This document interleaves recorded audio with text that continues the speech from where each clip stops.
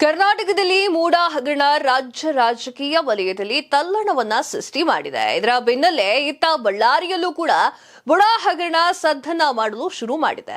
DCM DK Shivakumar ಅವರ ಆಪ್ತ ಹಾಗೂ ಬೂಡಾ ಅಧ್ಯಕ್ಷ ತನ್ನ ಅಧಿಕಾರವನ್ನ ದುರುಪಯೋಗ ಮಾಡಿಕೊಂಡು ಕೋಟಿ ಕೋಟಿ ರೂಪಾಯಿ ಕೊಳ್ಳೆ ಹೊಡೆದಿದ್ದಾರೆ ಎನ್ನುವ ಆರೋಪಗಳು ಕೂಡ ಕೇಳಿಬಂದಿದೆ. ಈ ಕುರಿತು ಸ್ವಪಕ್ಷೀಯ ಶಾಸಕರಿಂದ ಸರ್ಕಾರಕ್ಕೆ ದೂರನ್ನ ನೀಡಲಾಗಿದೆ. ಹೌದು, ರಾಜ್ಯ ರಾಜಕೀಯದಲ್ಲಿ ಮೂಡಾ ಹಗರಣ ಸಾಕಷ್ಟು ಸದ್ದನ್ನ ಮಾಡುತ್ತಿರುವಂತಹ ಬೆನ್ನಲೆಯಲ್ಲಿ ಬಳ್ಳಾರಿಯಲ್ಲಿ ಬೂಡಾ ಹಗರಣ ಸದ್ದು ಮಾಡಲು ಶುರು ಮಾಡಿದೆ. ಬಳ್ಳಾರಿ ನಗರಾಭಿವೃದ್ಧಿ ಪ್ರಾಧಿಕಾರದಲ್ಲಿ ನಡೆಯುವಂತಹ ಪ್ರತಿ ಸಭೆಯಲ್ಲೂ ಬೂಡಾ ಅಧ್ಯಕ್ಷ ಆಂಜನೇಯಲು ತನ್ನ ಅಧಿಕಾರವನ್ನ ದುರುಪಯೋಗ ಮಾಡಿಕೊಂಡು ಸಭೆಯ ನಡಾವಳಿಗಳನ್ನ ಉಲ್ಲಂಘನೆ ಮಾಡಿದ್ದಾರೆ ಅನ್ನುವಂತಹ ಆರೋಪ ಕೂಡ ಕೇಳಿಬಂದಿದೆ. ಲೇಔಟ್ ನಿರ್ಮಾಣ ಅನುಮತಿ ಹಾಗೂ ಹಂಚಿಕೆ ಸಂಬಂಧಪಟ್ಟಂತೆ ಮಾರ್ಚ್ 7 ಮತ್ತು ಜುಲೈ 8ರಂದು ನಡೆದಂತಹ ಸಭೆಯ ನಡಾವಳಿಯಲ್ಲಿ ಅಧಿಕಾರ ದುರುಪಯೋಗ ಪಡಿಸಿಕೊಳ್ಳಲಾಗಿದೆ. ಹೀಗಾಗಿ ಸ್ವಪಕ್ಷೀಯ ಬಳ್ಳಾರಿ ಶಾಸಕ ಭರತ್ ರೆಡ್ಡಿ, ಕಂಪ್ಲಿ ಶಾಸಕ ಜೆಎನ್ ಗಣೇಶ್ ಸರ್ಕಾರಕ್ಕೆ ಪತ್ರವನ್ನ ಬರೆದಿದ್ದಾರೆ.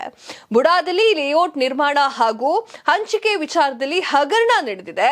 ಅಧ್ಯಕ್ಷರು ತಮ್ಮ ಅಧಿಕಾರ ದುರುಪಯೋಗ ಪಡಿಸಿಕೊಂಡಿದ್ದಾರೆ, ತನಿಖೆ ಆಗಬೇಕು ಅಂತ ಹೇಳಿ ಸರ್ಕಾರಕ್ಕೆ ಪತ್ರವನ್ನ ಬರೆದಿದ್ದಾರೆ.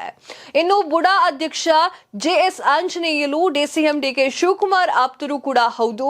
ಈತ ಫೆಬ್ರವರಿ 28ರಂದು ಬಳ್ಳಾರಿ ನಗರಾಭಿವೃದ್ಧಿ ಪ್ರಾಧಿಕಾರದ ಅಧ್ಯಕ್ಷರಾಗಿ ನೇಮಕವಾಗಿದ್ದಾರೆ.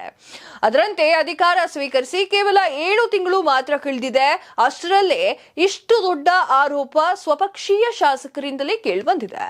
ಇನ್ನು ಬುಡಾ ಅಧ್ಯಕ್ಷರ ಅಕ್ರಮ ಹಾಗೂ ಅಧಿಕಾರ ದುರುಪಯೋಗ ಪಡಿಸಿಕೊಂಡಿರುವ ಬಗ್ಗೆ ತನಿಖೆ ಆಗಬೇಕು ಅಂತ ಹೇಳಿ ಸರ್ಕಾರಕ್ಕೆ ಇಬ್ಬರು ಶಾಸಕರು ಪತ್ರವನ್ನ ಬರೆದಿದ್ದಾರೆ. ಅದರಂತೆ ಎಚ್ಚೆತ್ತುಕೊಂಡಿರುವಂತಹ ಸರ್ಕಾರ ಬೂಡಾ ಅಕ್ರಮದ ತನಿಖೆಗೆ ಆದೇಶವನ್ನ ನೀಡಿದೆ.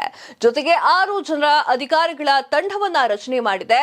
ಧಾರವಾಡ ವಲಯ ಕಚೇರಿ, ನಗರ ಹಾಗೂ ಗ್ರಾಮಾಂತರ ಯೋಜನಾ ಅಪರ ನಿರ್ದೇಶಕರ ನೇತೃತ್ವದಲ್ಲಿ ತಂಡ ರಚನೆಯಾಗಿದ್ದು, ಇಂದು ಬಳ್ಳಾರಿ ಬುಡಾ ಕಚೇರಿಗೆ ಬಂದ ತಂಡ ತನಿಖೆಯನ್ನ ಆರಂಭ ಮಾಡಿದೆ.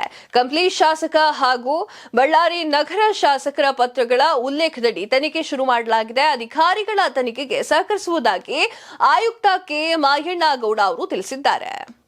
ಒಟ್ನಲ್ಲಿ ರಾಜ್ಯ ಮೂಡ ಬಳ್ಳಾರಿಯಲ್ಲಿ ಬೂಡಾ ಪ್ರಕರಣದ ಸದ್ದು ಹೆಚ್ಚಾಗ್ತಾ ಇದೆ. ಬೂಡಾದಲ್ಲಿ ಅಕ್ರಮ ನಡೀತಾ ಇದೆಯಾ ಎನ್ನುವುದರ ಬಗ್ಗೆ ಸರ್ಕಾರ ತನಿಖೆ ಆಗ್ರಹ ಮಾಡಿದ್ದು, 6 ಜನರ ಅಧಿಕಾರಿಗಳ ತಂಡ ತನಿಖೆಯನ್ನು ಶುರು ಮಾಡಿದ್ದಾರೆ.